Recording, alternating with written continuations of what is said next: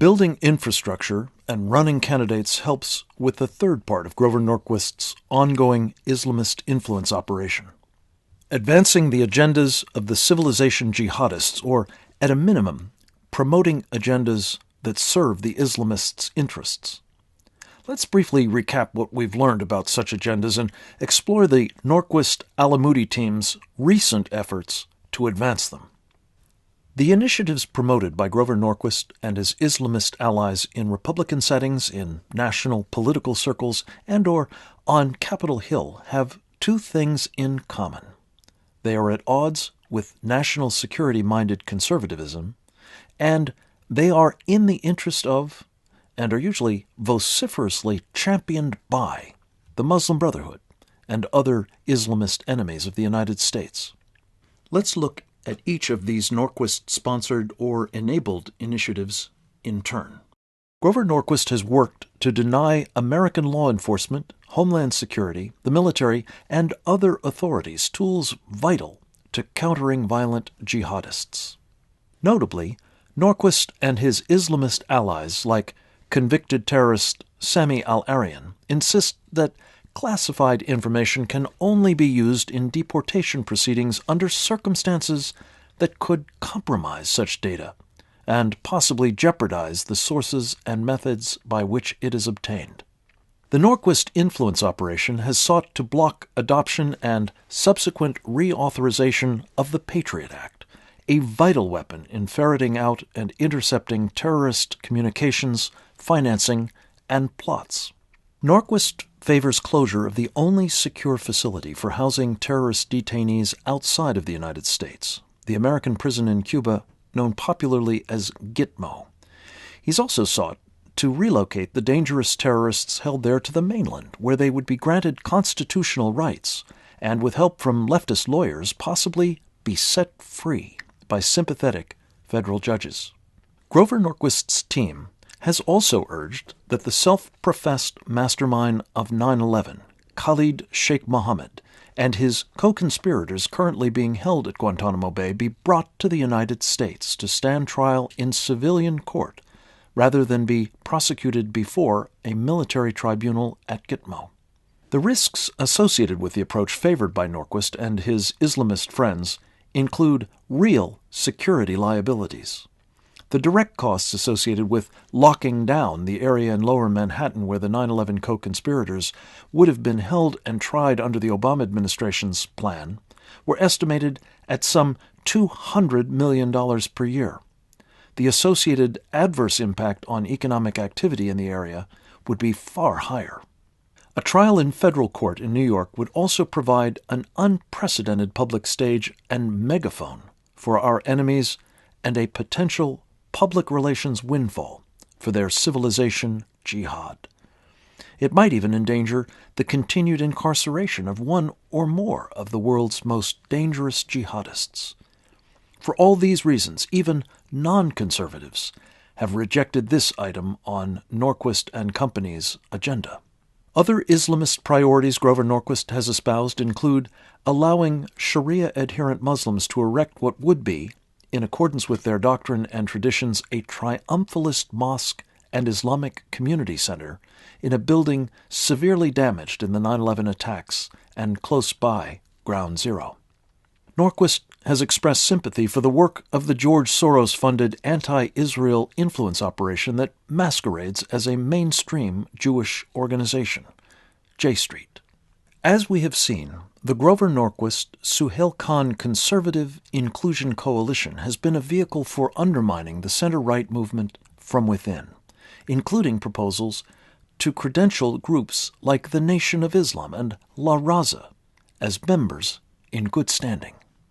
In addition, Grover Norquist has championed causes that are direct threats to the security of the United States by lending a conservative legitimacy to agenda items strenuously advanced by the radical left and their Islamist allies.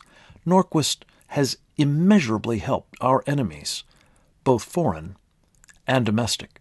For example, as we've seen, Norquist's Americans for Tax Reform, American Conservative Defense Alliance, and other platforms have been used to try to intimidate or otherwise induce Republicans to join Democrats in gutting national security budgets and capabilities.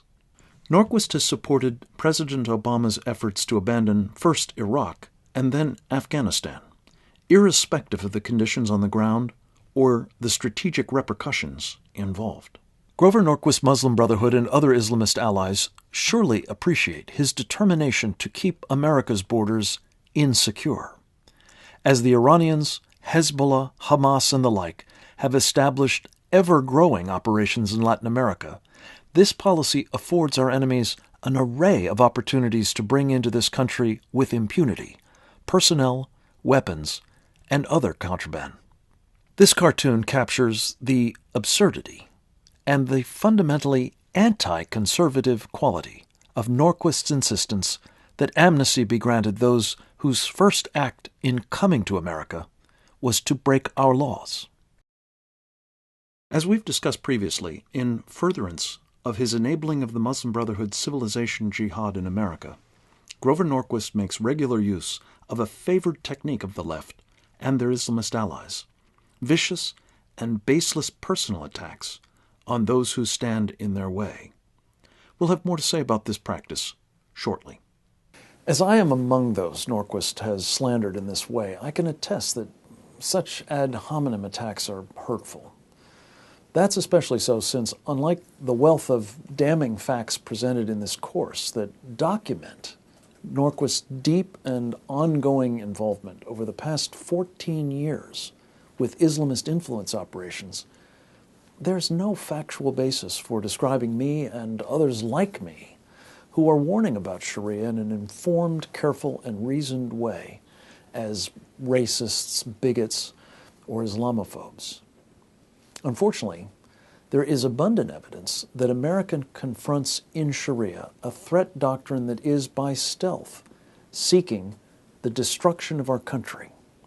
Pointing out that reality and countering it, therefore, is not racism, and so on. Rather, it's something I've been obliged to do ever since 1976, when as a young congressional staffer, I swore an oath to support and defend the Constitution against all enemies, foreign and domestic. Indeed, were I to do otherwise, knowing what I do, I would risk committing a felony offense under the U.S. Code. It's a crime known as misprision of treason, to be aware of seditious activity or to have reason to be aware of it and to do nothing. We've also seen how Grover Norquist has been using his contacts and organizational footprint to promote two of the Islamists' top priorities. As we discussed previously, Grover Norquist has, on at least 2 occasions, arranged presentations to mislead conservatives about legislation his Islamist clients vehemently oppose: American laws for American courts. The first, in July 2011, involved Professor Marshall Breger, who wrongly claimed that this legislation would interfere with Jews' ability to practice their faith. The second, in September 2011, featured 2 speakers from the radical left's American Civil Liberties Union, who speciously argued against ALEC on, of all things, constitutional grounds. The question is, given the great popularity of this measure in state legislatures across the country, and the threat that ALEC poses to the civilization jihadists' efforts to use our courts to legitimate Sharia, what else is Norquist doing to block its adoption? The question seems all the more warranted in light of a curious pattern with respect to ALEC that has emerged of late in 3 states where it was poised for enactment: Texas, Georgia, and Florida. Within the past year, in each of these states, top Republican political leaders intervened to prevent final votes on American laws for American courts. In each case, it was done in a non-transparent manner at the last possible moment, relying on the clock running out on the legislative session to ensure that there would be no recourse, despite strong popular approval and the demonstrable support of most legislators. Again and again, The effect was to ensure that foreign laws that violate the constitutional rights of women, children, and other Americans can continue to be applied in those states' courts, to the delight of Norquist's Islamist allies. For example, one Muslim Brotherhood front in Florida, United Voices for America, issued a press release shortly after Alec was killed in that state in March 2012. The release professed, quote, "It came down to tonight, the last hour of the last day of the 2012 session. That's where we delivered the knockout punch, killing the bill SB 1360 and their agenda of hate. Now is the time for us to strengthen our newly formed coalitions so they will think twice about messing with our communities." Unquote. At present, we don't know the full story of who was responsible in these three states for derailing at the last moment popular American Laws for American Courts legislation, or why. Since ALEC is already the law in Tennessee, Louisiana, and Arizona, and to date has not even been challenged in court, let alone struck down, citizens have a right to know precisely who was involved in scuttling ALEC in Texas, Georgia, and Florida, and why they can't fight this bill in the open and through the regular legislative process. We also need to know what Grover Norquist is doing at this juncture with respect to a second top Islamist priority: staving off intensifying pressure on the Iranian mullahocracy. While the campaign for a new American policy on Iran seems to have been inactive as a coalition after 2010, its mission is presumably more important to the likes of Ayatollah Khamenei and Mahmoud Ahmadinejad now than ever. After all, mounting evidence that Iran is within reach of realizing its nuclear weapons ambitions is prompting an escalating effort to impose more stringent U.S. and multinational sanctions, and perhaps to take military action. These circumstances would seem to place a premium on help from a skilled and reliable Islamist influence operative like Norquist, especially at a moment when the House of Representatives is in Republican hands. So what efforts are Grover Norquist and his cohort presently making to help the Iranians? This question is particularly relevant since Norquist continues, despite his status, according to 60 Minutes, as the most powerful conservative man in Washington, to make common cause with the right's most irreconcilable adversaries, namely the radical left and the Muslim Brotherhood and other Islamists. For example, on October 1st, 2011, Norquist departed early from a meeting of leading conservatives in San Francisco to headline a Red-Green Axis event in Dearborn, Michigan. The host city has, of course, become the locus of Islamist political supremacism in America.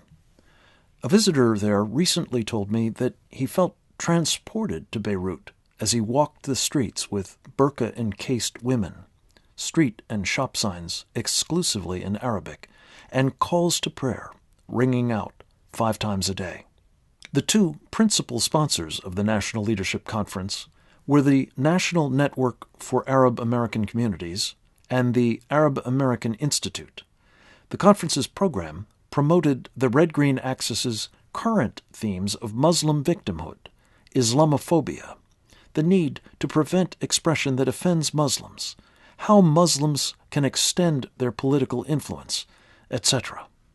Among the other headliners at this event were 2 Democratic politicians who have long been aligned with the left and Islamists in Michigan, Representatives John Conyers and John Dingell. The far-left participants in the Dearborn National Leadership Conference included speakers from the American Civil Liberties Union and the George Soros-funded Center for American Progress. And, of course, the Islamists were well represented, with remarks from, among others, an official from the Michigan franchise of the Muslim Brotherhood and Hamas-linked unindicted co-conspirator known as the Council on American Islamic Relations. Norquist's willingness not only to participate behind the scenes in events and operations of the Red-Green Axis, but to be a featured attraction at them, is highly instructive.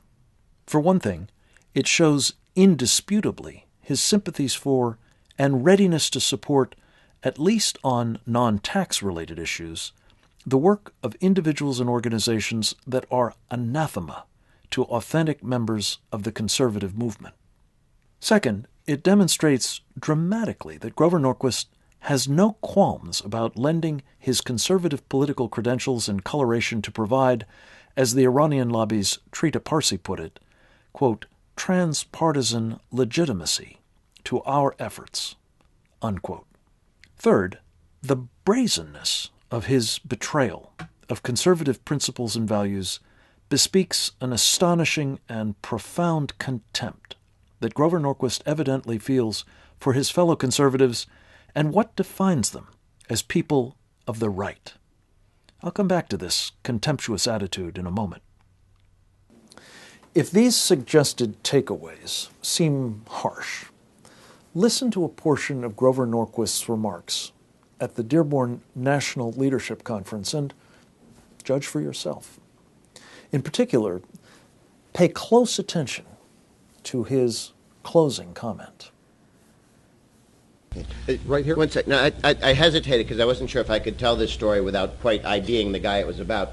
But I went to talk to a U.S. Senator leader, and I said, I have 7 projects I'm working on, and I said one of them was, would you like to meet with Muslim leaders to talk about issues of concern to the community?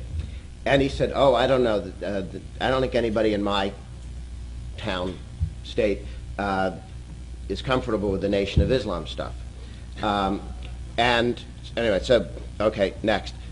A year later, I came back, I got 8 issues I'm working on, would you be interested in meeting with Muslim leaders? I said, oh yes, we have 70 interns at the state university. The internship's named after me, and they were visiting, and 3 of them were women in cover, and the head of our state university is an Arab American, I'd love to. All of a sudden, he discovered that there were people in his state that he didn't know about.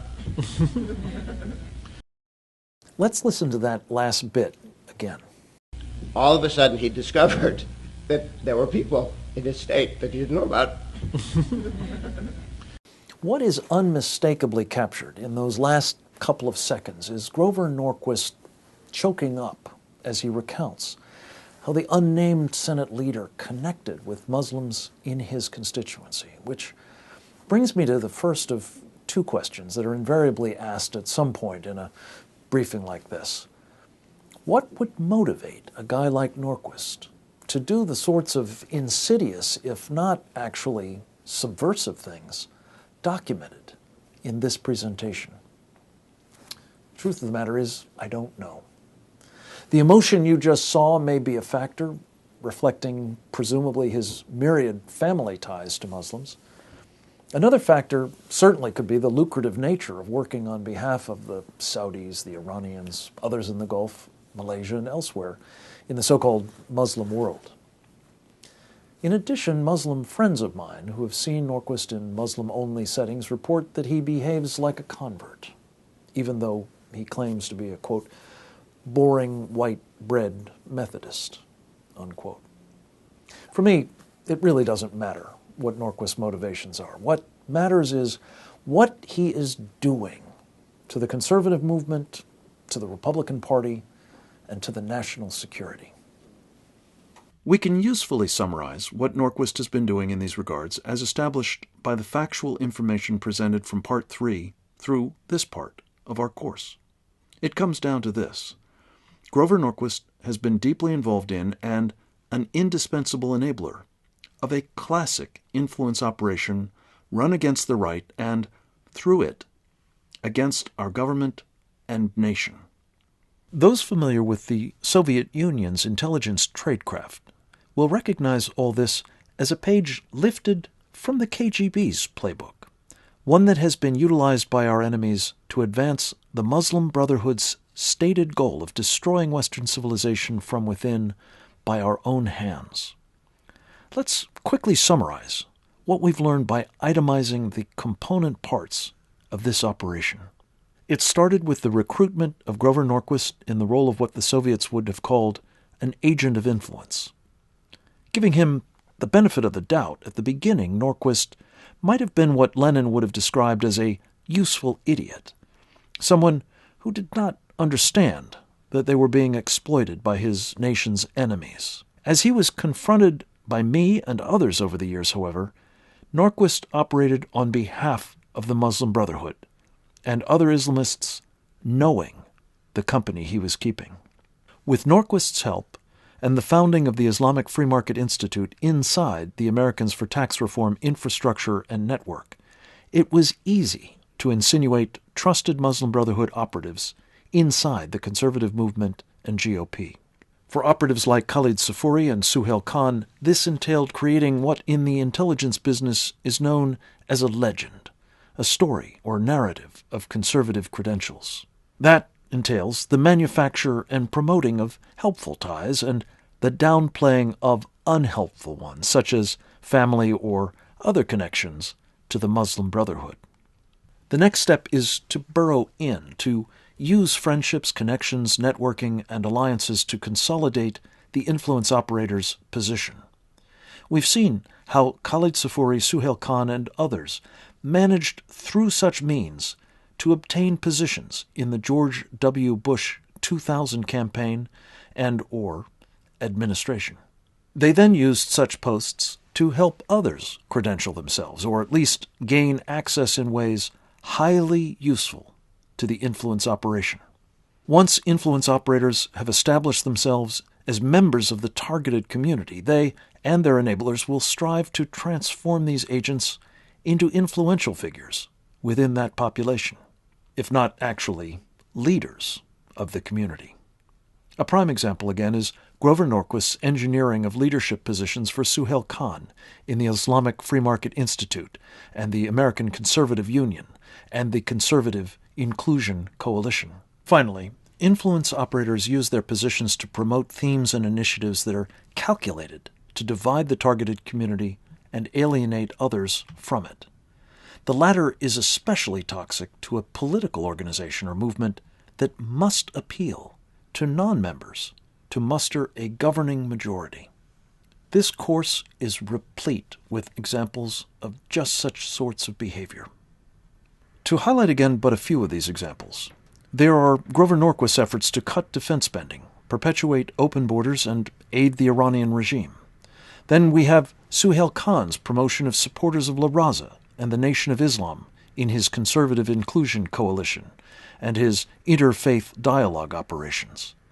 Another example is the collaboration between Grover Norquist and assorted Islamists to prevail upon George W. Bush to ban so-called secret evidence and to ignore the nature of Sharia in characterizing Islam monolithically and wrongly as a, quote, religion of peace, unquote. The fact that Grover Norquist has not only engaged in such behavior but done so in the company of top Muslim brothers and prominent far-left individuals and organizations is more than a betrayal of his position as a putative leader of the center-right coalition. Such behavior bespeaks a profound hostility towards the values and principles of the center-right coalition and a contempt for its members. These sentiments doubtless sustain Norquist as he aids and abets those determined to destroy the right and our country from within by our hands. I mentioned a moment ago that two questions usually occur in the course of a briefing like this. We've already discussed the first, concerning Grover Norquist's motivations. The second asks, what does Norquist have to say about all this? Well, here's a clip that exemplifies the more benign of his public responses. So what's all this with Frank Gaffney and you and him coming after you for being associated with the Muslim Brotherhood? It's kind of sad and silly. The American Conservative Union had a vote to condemn him for that kind of silliness just 2 days ago, actually. So it's unfortunate, but there are always people who do unfortunate and silly things sometimes. So what about the ties to the Muslim Brotherhood? Non-existent and silly, and that's why the resolution that the American Conservative Union passed actually referred to them as false nonsense. It's sad, and there always are unfortunate situations where people get into character assassination, but it's silly. In other words, Grover Norquist seeks to shoot the proverbial messenger, preventing the truth from being known about him and his cohort. But how exactly does he do that? Well, first, wherever possible, Norquist tries to deflect or deny the facts without addressing them specifically. For example, in the interview conducted by the United West, he cites a vote engineered by him, Suhail Khan, and their colleagues on the board of directors of the American Conservative Union as a refutation of the damning bill of particulars presented in this course. Since few, if any, of those directors, other than Norquist's allies, had been exposed to the information you've reviewed, when they were asked to approve a resolution supporting their colleagues, the vote amounts to a whitewashing of Norquist, not proof that the findings against him are false. It turns out that the vote of the American Conservative Union Board of Directors was greatly influenced by a forceful letter dated September 21, 2011, that was written by one of Norquist's friends and colleagues, board member Cleta Mitchell. On February 12, 2012, that letter, together with the board resolution, was leaked to George Soros's Think Progress, a media arm of his Center for American Progress. It's understandable why Ms. Mitchell's colleagues would have voted as they did, given the extraordinary nature of the assurances provided by such a prominent figure in Washington legal and conservative political circles. There are, however, some serious problems with Cleta Mitchell's representations that should embarrass the ACU board and discredit her lawyering in this matter. Writing under the letterhead of her law firm, Foley Lardner, LLP, Cleta Mitchell made a number of categorical representations.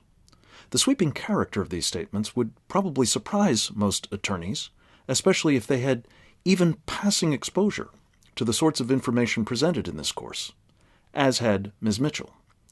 The first was her assertion that there was no basis for associating Suhail Khan with what she called, quote, extremist organizations or their activities, unquote.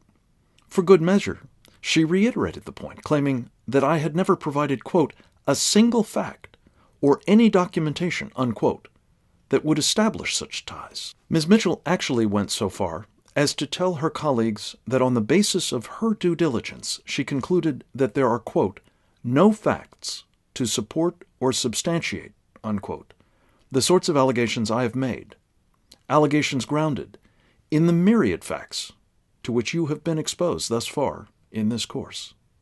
Finally, Cleta Mitchell asserted that there was also no basis for my allegations against Grover Norquist, characterizing them as nothing more than, quote, character assassination, unquote. Again, she impressed upon her colleagues that she had done an exhaustive review of the material I had provided, which included the most important documentation and findings of this course, and found, quote, no basis, unquote, for what she characterizes as my, quote, attacks, unquote, on Grover Norquist. She endorses instead Norquist's narrative that reduces this matter to a vendetta against him arising from my, quote, continuing venom, unquote. In conclusion, Cleta Mitchell assured her colleagues that I had not produced any factual support for my warnings about Grover Norquist because, quote, it doesn't exist, unquote. As this course demonstrates, such sweeping assertions and assurances are not justified.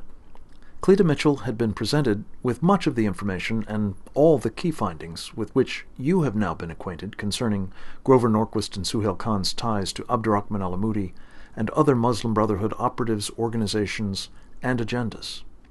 Other board members who relied on her claims of having done, quote, fairly extensive due diligence, unquote, were misinformed. While no secret to the ACU board on which Norquist and Khan served, Cleta Mitchell's long-standing professional and personal associations with both men were not formally disclosed. Such a disclosure might have called into question the objectivity of her assessment. Most troubling of all, Cleta Mitchell did not disclose that her law firm had been associated with one of the organizations that is among the Islamist groups with whom Suhail Khan and Grover Norquist have been closely tied, the the Islamic Society of North America, the Muslim Brotherhood's largest front in this country. LaDale George, her former partner in the Foley Lardner Chicago office, was actually ISNA's legal counsel. His email address at the firm was used at the ISNA website. He was also on the board of directors of at least one other Muslim Brotherhood-linked group, Muslim Advocates. Do such relationships explain why Ms. Mitchell told her ACU colleagues that Messrs. Norquist and Kahn were not associated with any, quote, extremist groups, unquote? Given the totality of Cleta Mitchell's statements that were contradicted by evidence she had been given, and in light of her troubling non-disclosures, the ACU board should conduct an independent, professional, and rigorous review of the facts as laid out in this course, and revisit its September 2011 endorsement of Messrs. Norquist and Kahn. He would have you believe three things about the findings in this course. First, that they're the result of a personal feud. Second, that this unfounded analysis is simply a product of my racism, bigotry, and Islamophobia. And third, that I'm alone in my assessment of his activities. Let's examine each of these responses in turn.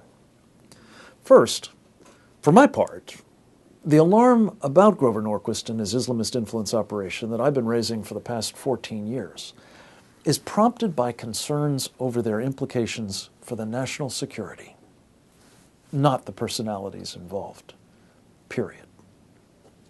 As we have seen elsewhere in this briefing, Norquist simply defaults to character assassination and ad hominem attacks, even as he accuses others of doing the same. The impetus behind such warnings is informed by an objective and reasoned analysis of the nature of Sharia and the efforts of its adherents to impose it on the rest of us, not racism or any other odious motive. As we've discussed previously, however, it is the standard operating procedure of the red-green types to try to neutralize their adversaries by employing baseless epithets. The use of such a practice by someone who is, ostensibly at least, a prominent leader of the right is indicative of the extent to which that distinction may be unwarranted and dangerous for the conservative movement and Republican Party. When Norquist's first two efforts to deflect criticism about his ties to Islamists prove unavailing, he and his friends often fall back on the line that I'm the only one making such charges. Like the other gambits, this one fails because it's simply untrue. In fact, quite a number of investigative reporters, national security authorities, and experts on Sharia and conservative leaders have addressed one or more of the aspects of Grover Norquist's efforts on behalf of Islamists and their causes, as described in this course. These include accomplished journalists at publications like the Wall Street Journal, the Washington Post, New Republic, and National Review. A number of highly reputable national security practitioners and experts on Sharia and the Muslim Brotherhood have also warned about the Islamist influence operation enabled by Grover Norquist. Finally, an array of influential figures in the conservative movement regard the Norquist influence operation as a threat. To date, the most prominent Republican to issue a formal warning about Grover Norquist is the highly respected 16-term Congressman Frank Wolf of Virginia, who currently serves as chairman of the House Appropriations, Commerce, Justice, and Science Subcommittee. Mr. Wolf delivered what he called a statement of conscience on the floor of the House of Representatives on October 4, 2011. Listen to excerpts of the 5-minute summary of his longer remarks that Representative Wolf delivered orally on that occasion. My conscience has compelled me to come to the floor today to voice concerns I have with the influence Grover Norquist, the president of the American for Tax Reform, has on the political process in Washington. My issue is not with ATR's goal of keeping taxes low. Like Ronald Reagan said, and I believe, the problem is not that the people are taxed too little. The problem is the government spends too much. I want to be perfectly clear. I do not support raising taxes on the American people. My concern is with the other individuals and groups and causes with whom Mr. Norquist is associated that have nothing to do with keeping taxes low. Among them, Norquist's relationship with Jack Abramoff. Mr. Abramoff essentially laundered money through ATR, and Mr. Norquist knew it. 2, his association and representation of terrorist financier and vocal Hamas supporter Abdurrahman al-Amoudi. He also associated with terrorist financier Sami al-Arian, who pled guilty in 2006 to conspiring to provide services to Palestinian Islamic Jihad. 3, Mr. Norquist lobbying on behalf of Fannie Mae. 4th, Mr. Norquist's representation of the internet gambling industry. 5th, Mr. Norquist's advocacy of moving Guantanamo Bay detainees to the United States, including 9/11 mastermind Khalid Sheikh Mohammed. Simply put, I believe Mr. Norquist is connected with or has profited from a number of unsavory people and groups out of the mainstream. I also believe that Mr. Norquist has used the ATR pledge as leverage to advance many other issues that many Americans would find inappropriate and when taken as a whole should give people pause. I raise these concerns today in the context of dealing with the future of our country. So here's the bottom line. Grover Norquist has responded to the sort of information you've been viewing in ways that simply do not stand up to scrutiny. In fact, they only reinforce the principal message of this presentation. An influence operation like the civilization jihad that, in this case, it supports, works best when it works stealthily. It's our hope that by marshaling the facts as we have here and presenting them together with the reference materials at the Center for Security Policy's website, www.securefreedom.org, in a readily accessible way, it will no longer be possible for Grover Norquist and his Muslim Brotherhood and other Islamist allies to operate in the shadows and to succeed in their efforts to destroy us from within by our hands. The necessity of exposing and shutting down Grover Norquist's Islamist influence operation takes on still greater urgency as we consider in the next parts of this course the ways in which it has enabled even more dangerous inroads to be made during and with the help of the presidency of Barack Obama. As we'll see, the effects have been devastating for U.S. security, allies, and interests abroad, and entail ominous implications for our constitutional form of government and rights here at home.